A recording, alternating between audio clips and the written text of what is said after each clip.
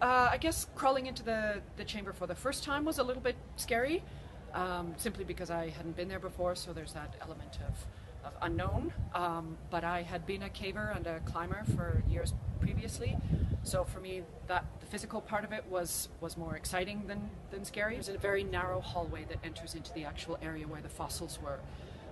So going through that very narrow hallway the first time and sort of entering into this slightly larger chamber, obviously you're wearing a headlamp, and it was very, very exciting, but it was also hard to get your head around it, because everywhere that I shone my headlamp, and I was the first scientist into the chamber, everywhere that I shone my headlamp I could see fragments of bone. So it was very obvious at that point that we were dealing with a lot of material, but even then we didn't realize that it was going to all be hominin and be as momentous as it has been. We considered the possibility that, you know, we didn't want to damage any material by walking on the surface there.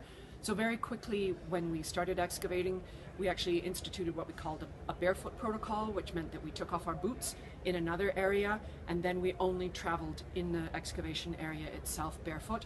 And that gave us both sort of the tactile feel on our feet to make sure that we weren't going to crush something, and just lightened the load a little.